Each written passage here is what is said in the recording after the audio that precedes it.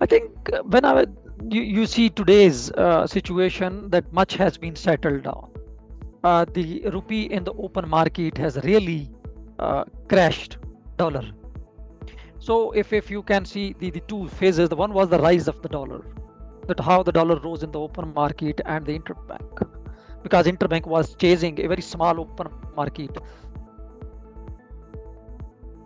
which was being affected by the speculations. But we have seen over the couple of 2 days, last 2 days, the fall of the dollar actually. And this really explains that how speculative it was.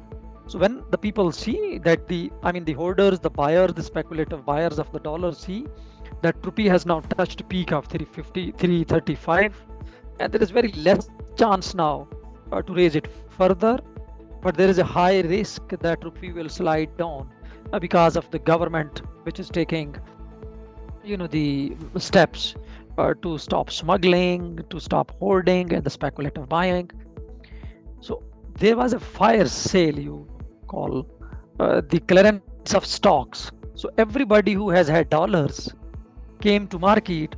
There were sellers, but there was no buyers. So this really crashed the dollar in the market, and rupee has gained around 15 to 20 rupees in just 2 days. But this is again a temporary if we don't do 3 to 4 things, and that I think are the key policy options that government needs to do. Because we have seen in the last couple of years, particularly in this year, over the year, last 12 to 18 months, that rupee goes stable for a couple of months, then it start sliding down, start depreciating, it reaches to the lowest to the dollar, and then after 2 to 3 weeks, the dollar crashes, because those who have bought it, they have an idea that what will be the peak price. So once they think that now that peak price of dollar has come, so they give the stock clearances, and the rupee crash, the dollar crashes for the time being, and then there is a new episode after a couple of months. To correct this volatility, I think government has to do 3 to 4 things. By the government, the other stakeholders, I'll come to one more.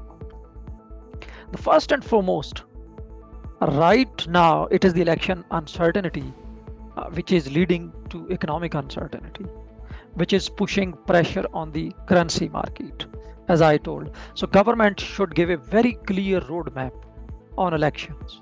Even if there are some delays, the government should count those delays and communicate it to the market that these are some possible delays, but this is the week or the date that we will be holding the election. So that clarity on election, which I call election uncertainty, if it goes off, it goes down, it will give a confidence to the market that standby agreement of IMF will be completed successfully, and there is nothing to worry in terms of Pakistan's external financing gaps.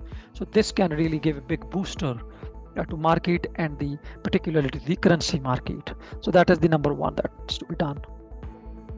At the same time, I think what is missing from the market or from the the communication, that is the State Bank of Pakistan.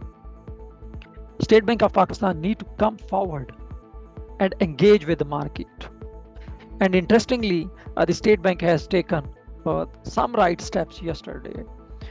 It has brought some new reforms to control that speculative pressures in the currency market, particularly in the money changers, which we call the category B exchange companies.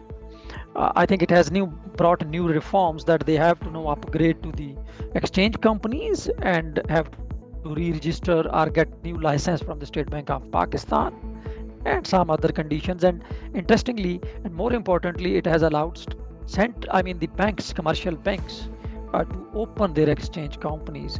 I think the idea behind this reform is to curb those those speculative pressures which were really pushing up the small open market, currency market, and which unfortunately was leading the then interbank due to the IMF conditions.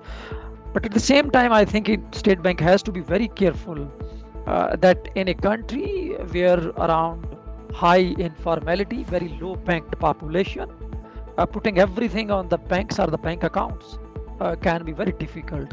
So it has to allow the exchange companies of the banks in a way that not everybody needs a passport or not everybody needs a bank account. So there needs to do some work on this regard, that how it can facilitate the larger public, which don't have actually the bank accounts or the passports, because there can be many other needs which you need without passport actually. For example, if I have to pay for my some kind of the health expenditures, the education expenditures, so I may not have a passport at when I need it urgently. So we need to go think on these lines very clearly.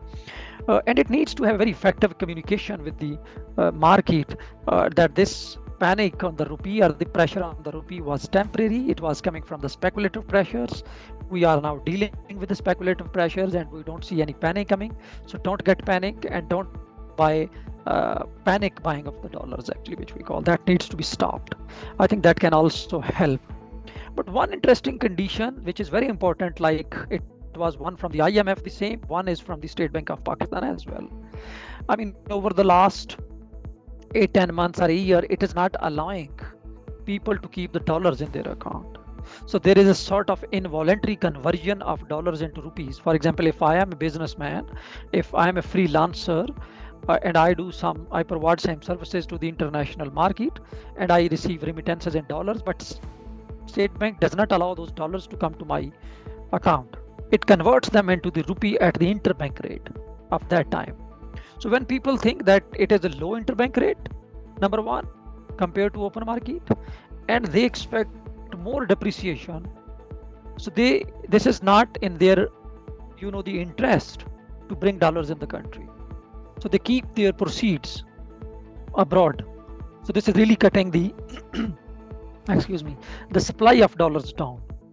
So I think State Bank of Pakistan need to allow or remove this condition and allow people to keep dollars in their accounts. So this will increase the supply of the dollars. So I think if the government can take, and finally is which is already ongoing, is the smuggling and the hoarding of the dollars. The crackdowns are going, but with one caution, that smuggling may be causing to some extent the depreciation, but at the same time, smuggling of dollar is a problem or an outcome of the volatility in the rupee. So we need to correct those fundamental forces.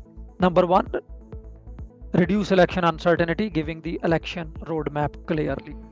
Engage with IMF to remove that condition of 1.25% or stagger it over the longer periods, such as 30 days or 45 days instead of 5 days, which creates volatility in the market. And then State Bank needs to implement this new reform with very care, and this will of course reduce the speculative pressures in the market. And also finally, it needs to allow the people, the firms, the businessmen to keep the dollars in their accounts. So all this together, I think, can